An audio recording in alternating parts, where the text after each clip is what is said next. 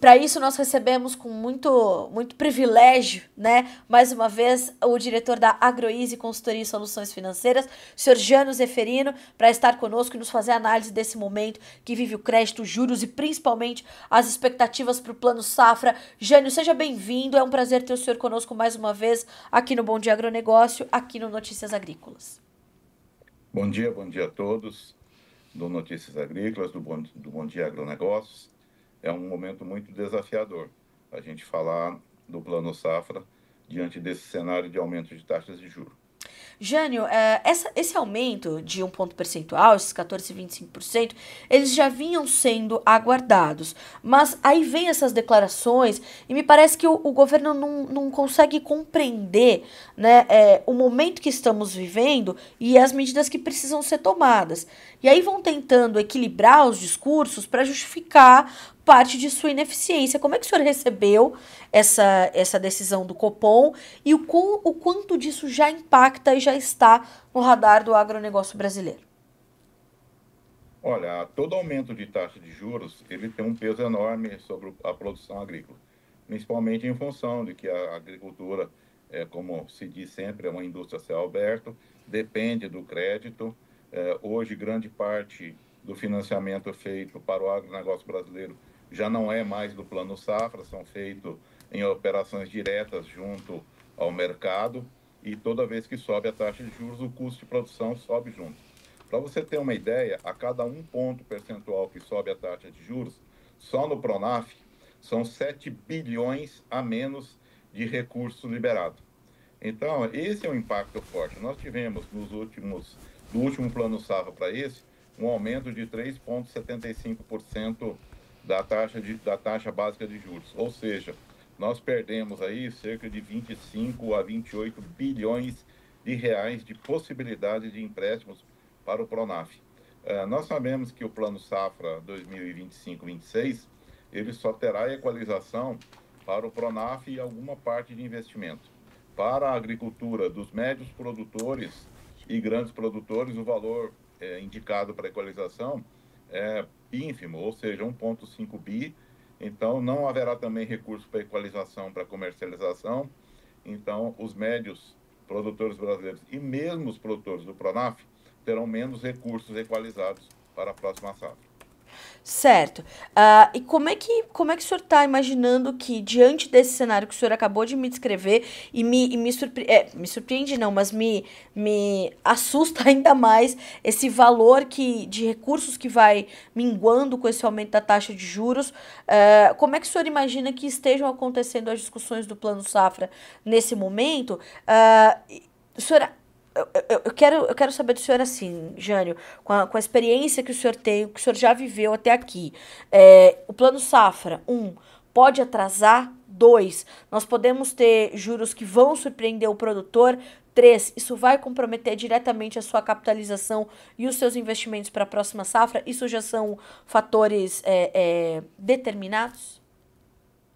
Bom, a primeira pergunta sobre a data do envio do Plano Safra, da Sim. divulgação. O ano passado nós tivemos um pequeno atraso. Eu entendo o seguinte: o governo terá uma decisão difícil. O Ministério da Agricultura, o Ministério da Fazenda, decidir o que fazer com relação às taxas de juros.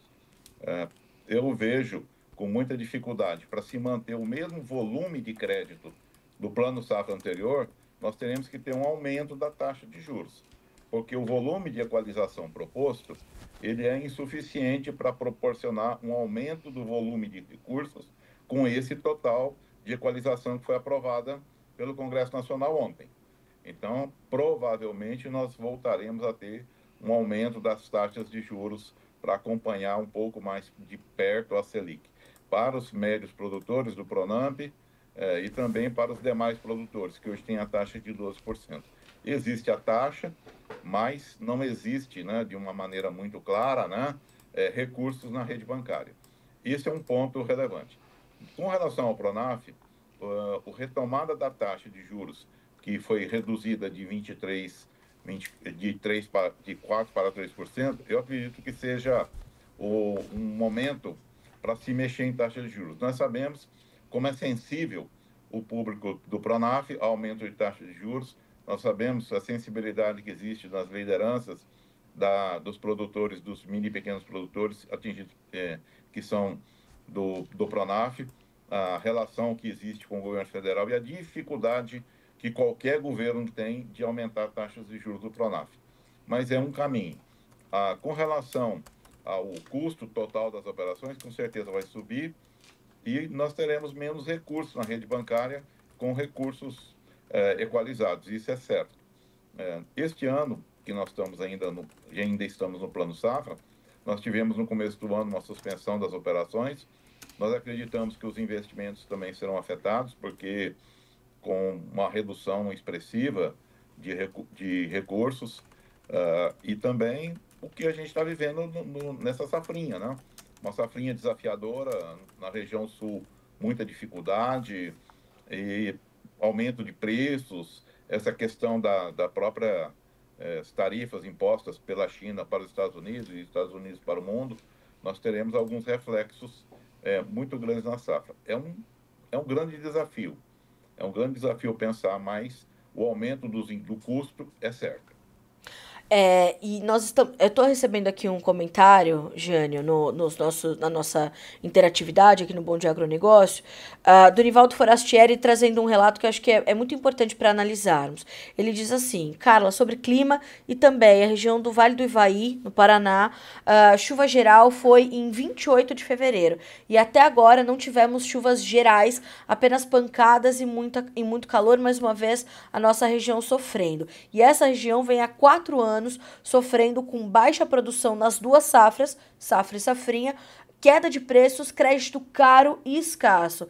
Produtores com dificuldades e já refletindo no mercado de máquinas, implementos, insumos e etc. É um efeito em cadeia, né, Jânio? É um efeito dominó. O que não se tem controle no campo, o que acontece por ali e resulta em produtividade menor, enfim, em custos mais elevados, justamente por conta dessa dificuldade de resultado, versus o que se pode observar, controlar, mas que vive esse momento desafiador, que é esse crédito mais caro e cada vez mais escasso. O produtor tendo que achar essas soluções para ir custeando as suas atividades, né? O que nós temos percebido pelo nosso trabalho da nossa empresa de consultoria é que o produtor rural brasileiro já faz algumas safras que ele não tem crédito rural. Ele vem fazendo operações, as chamadas operações mata-mata, toma num banco, paga no outro, pega no outro, paga no outro, e ele não tem crédito de verdade. Então, o que a gente tem percebido é que o aumento da taxa de juros e a queda dos preços das commodities está, de uma certa forma, estrangulando financeiramente os produtores. Além disso, regiões brasileiras tradicionalmente de boa produtividade, que não tinham problemas de redução de safra, como o Paraná, por exemplo, a gente começa a ter problemas de quebra de produção, coisa que não acontecia. Era muito raro ter uma quebra de safra no Paraná. Eu sou paranaense, sou lá da região do Noroeste do Paraná, e a gente sabe disso. Então, o que a gente tem percebido é que esgotou-se a capacidade do produtor rural de fazer essas chamadas rolagens de dívidas e os bancos também estão cada vez mais exigentes com relação às garantias e as dificuldades de contratar o crédito rural aumentam cada vez mais. Nós teremos realmente um ano muito complicado, nós já vamos para o segundo ano já de ajustes de preço de commodities nos limites de crédito, então haverá uma redução nos limites de crédito, isso é fato, e essa redução até do limite de financiamento vai levar muitos produtores a recorrerem ao crédito fora dos bancos. E aí o valor vai aumentar mais. E tem uma dificuldade adicional que é muito relevante. Muitos produtores perderam a capacidade de fazer a rolagem das suas dívidas, ou seja, eles não conseguem mais contratar um custeio novo para pagar o velho.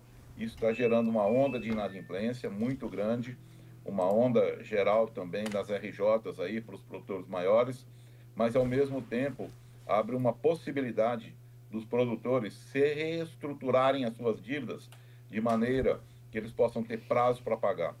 Eu não acredito, apesar de torcer por isso, acho que as condições políticas e financeiras são muito difíceis de se ter uma securitização, mas existem estruturas que se pode fazer de reestruturação de dívidas rurais de produtores de todos os portes, para que eles tenham mais prazo, carência e condições aí de resolver o seu endividamento. Eu creio que este ano de 2025 vai ser o ano da reestruturação dos endividamentos. Mais difícil de tomar crédito, crédito mais caro, então é hora de rever a forma de financiamento da produção. Isso é um ponto muito relevante que eu gostaria de alertar aqui os produtores para que procurem estruturas, pessoas e empresas especializadas nesse tipo de negócio. Não estou falando em recuperação judicial, estou falando em reestruturação de dívidas no âmbito administrativo, porque a gente percebe, né? Esse é o nosso ramo de atuação, e a gente percebe uma boa vontade de todos os agentes financeiros em reestruturar. É melhor sair dessa estrutura, sabe, cara, de rolagem sistemática de dívida e partir para uma solução de mais longo prazo, já que o crédito vai ser escasso e caro. Jânio, o senhor tem visto isso já acontecer? Os produtores têm buscado já essas soluções e esses mecanismos que o senhor nos descreve? Ou ele ainda está tentando entender em que cenário ele estará inserido para a próxima safra, para custear a safra atual e também garantir os recursos para a próxima, ou não? Ele já está buscando esses mecanismos para fazer justamente essa reestruturação dos financiamentos que o senhor falou que vai marcar o ano de 2025. Olha, já começou o ano passado com aquela quebra expressiva de preço que a gente já comentou em entrevistas anteriores, aquela tempestade perfeita, né? Queda de preço e baixa produtividade. Muitos produtores, principalmente os grandes produtores, já se anteciparam e já fizeram esse movimento. Agora a gente percebe que os médios produtores, eles estão voltando os olhos para isso. Os médios produtores, eles têm uma dificuldade adicional por conta de relacionamento com os seus agentes financeiros, então eles sempre ficam naquela expectativa, naquela esperança de que vão resolver no curto prazo. Nós vimos sim um aumento expressivo da demanda por esses negócios, produtores que procuraram, a gente pode dar o nosso depoimento pessoal, se me permita À comentar vontade, aqui, sem claro. citar nomes, mas assim, nós temos para os nossos clientes conseguido carências aí de 3 anos, prazos de até 12 anos e taxas de juros inferiores ao custeio. Ou seja, a pessoa reestrutura a sua dívida com uma taxa menor do que ele estaria pagando num custeio, sem seguro, sem reciprocidade, sem a despesa de cartório, sem a despesa de projeto. Então, realmente é uma solução. Neste momento, quem tem mais tempo de vida lembra da securitização, lembra do PESA, que foi uma época onde o agronegócio deu uma respirada e cresceu e se transformou. A gente vê com bastante assim, esperança e possibilidade de que esse movimento de resolver o passado para plantar a safra 25, eu acredito que será uma grande solução para o agronegócio. Plantar a próxima safra com mais fôlego financeiro, sem tanta pressão financeira e podendo discutir melhor as suas opções de financiamento, tanto com barter quanto com as operações de troca, eles vão ter uma condição bem melhor de plantar. Isso a gente tem vários depoimentos de clientes que tomaram essa atitude nos anos anteriores e também neste ano e tiveram muito sucesso. Vamos plantar essa safra agora com muita folga. O senhor imagina que, nesse momento, os produtores estejam justamente tentando entender essas formas que estão disponíveis para isso? E me preocupa quando o senhor traz também essa condição, Jânio, dessas garantias mais difíceis para o produtor entregar às instituições financeiras. Como é que ele vai conseguir cumprir essas demandas todas, Jânio, num espaço que geralmente é curto de tempo, né? Como é que ele está se planejando para isso? O que a gente tem percebido é que nas novas operações de crédito, muitos agentes do sistema financeiro estão pedindo, estão exigindo que sejam feitas alienações fiduciárias. A alienação fiduciária, na verdade, você já vendeu o seu imóvel, você já entregou para o credor e você está de posse dele.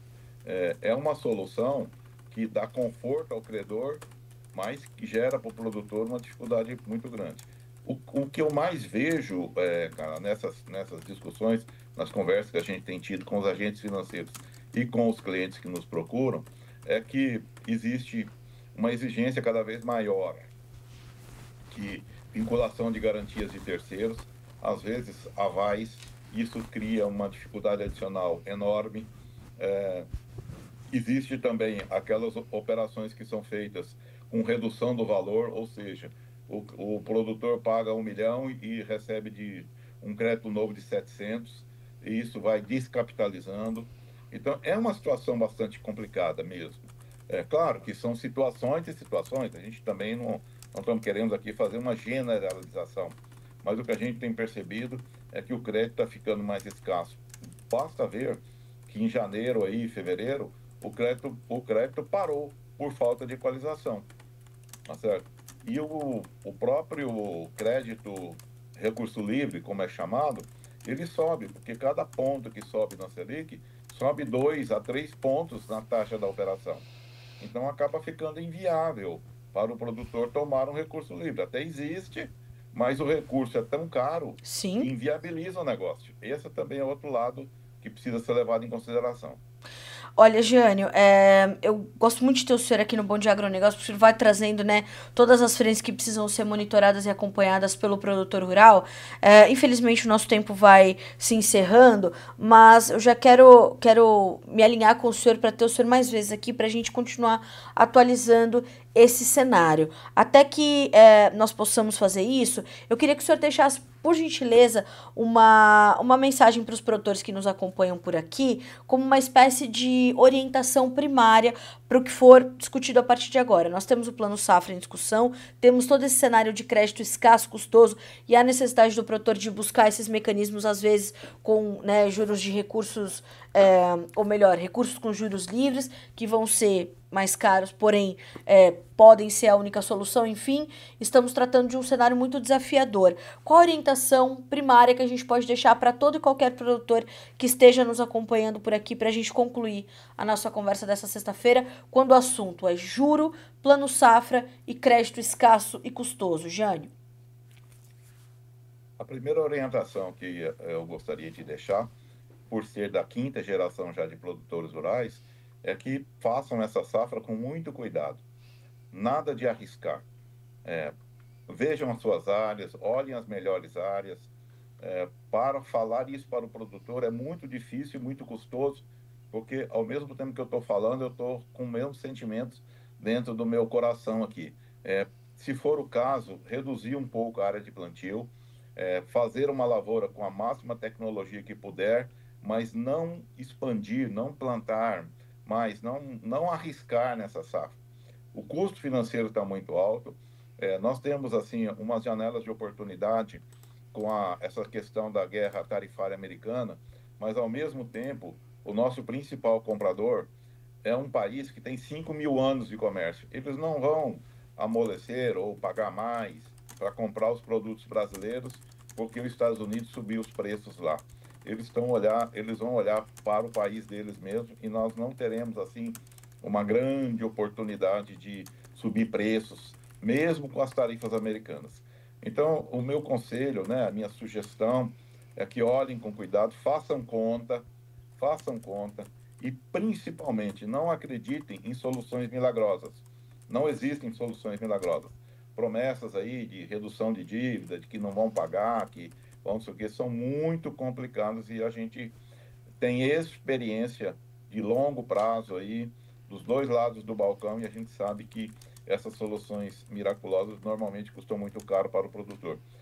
Procure uma pessoa de sua confiança, que tenha experiência no agronegócio, façam as suas contas, conversem, busquem orientação e conversem, porque um bom acordo, um acordo é sempre melhor que uma demanda. E por outro lado, só para deixar bem claro para todos, né? Esperança é o que move o produtor rural. Então temos que nos valer da tecnologia que temos hoje, né? Previsões de chuva, tempo, novas tecnologias, mas ao mesmo tempo procurar fazer uma lavoura para o próximo ano com o pé no chão.